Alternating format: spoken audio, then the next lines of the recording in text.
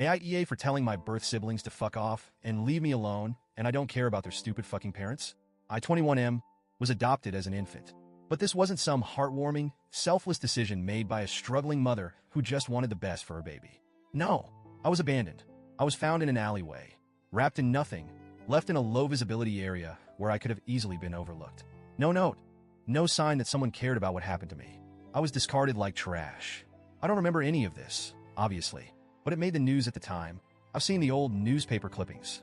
A mystery baby, left for dead. If someone hadn't found me when they did, I wouldn't be here today. The people who saved me weren't my birth parents. They were total strangers. My adoptive parents? They're the people who raised me, loved me, wanted me. They were honest with me from a young age about my adoption, but they never made me feel othered. I was part of their family, no questions asked. I grew up with siblings, all biological to my adoptive parents, but they never treated me like anything less than their brother. I had a childhood filled with love and laughter, and that was enough for me. I never felt the urge to go looking for my birth family. I never had some big identity crisis. The people who abandoned me had made their decision. And honestly, I didn't care why. That was my stance for most of my life. But then a few months ago, something changed. I got engaged, my fiancé, and I started talking about our future, about kids. And for the first time, I had to confront the one real problem with not knowing anything about my birth family, medical history. What if I had some genetic disorder I didn't know about? What if there was something lurking in my DNA that could affect my future children? That was the only reason I decided to do a 23andMe test. I didn't want a reunion. I just wanted information. But like an absolute idiot, I didn't realize I had accidentally left the option open for biological relatives to find me. And that's how I learned I wasn't an only child. I got a message from two people, birth siblings. They were older than me. And apparently, I wasn't just some one-off mistake. My birth parents had 5 other kids before me. At first, I was just in shock. I had always assumed my birth parents were young, desperate, and alone when they abandoned me. But no, they had an entire family. They had raised my siblings. And yet, for whatever reason, I was the one they tossed away. I felt numb, confused, angry.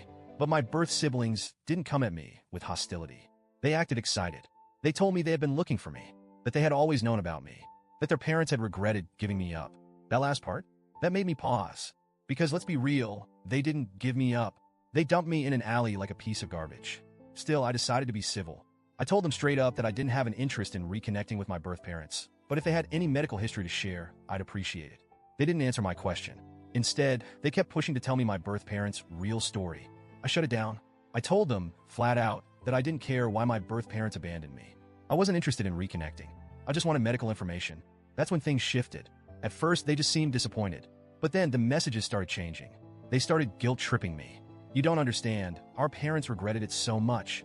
They wanted to come forward, but they were too scared of getting in trouble. They cried for you. You were never forgotten. You owe it to them to at least hear them out. That last one, that's when I started getting pissed.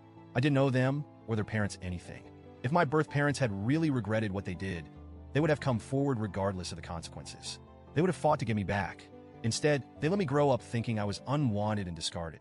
And now, when I have a life without them, when I've moved on, they suddenly want a second chance? No, absolutely not. I blocked my birth siblings. I thought that was the end of it. But then, they found me on social media. I started getting messages from different accounts. They kept insisting we were family, that I was the missing baby, that their mom cried for me every night, that I was being cruel for shutting them out. They said I was being unfair, that it wasn't my mom's fault, that she was young and overwhelmed, that she and my father had just panicked. But you know what? They weren't too young to raise my 5 older siblings. They weren't too overwhelmed to keep them. So what was different about me? Was I an accident? Were they just sick of having kids? Was I just too much? I didn't care about their excuses. I was done. I ignored them. I blocked them again. But they kept making new accounts. This went on for almost 3 months. 3 months of them pushing and pushing, trying to force me to care about people who hadn't cared about me. And eventually I snapped. I sent one final message before deleting everything. FCK off. Leave me alone. I don't care about you or your stupid f***ing parents. And that was apparently too far. They lost their minds. They told me I was cruel, that their parents didn't deserve that kind of hate, that I was being heartless. They kept coming at me, but I didn't even read the rest. I deleted my account entirely. And now, I don't know.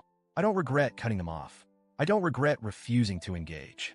I know I don't owe them anything, but was my final message too harsh? Was it too much? Because a part of me wonders, should I have just ignored them one last time instead of snapping?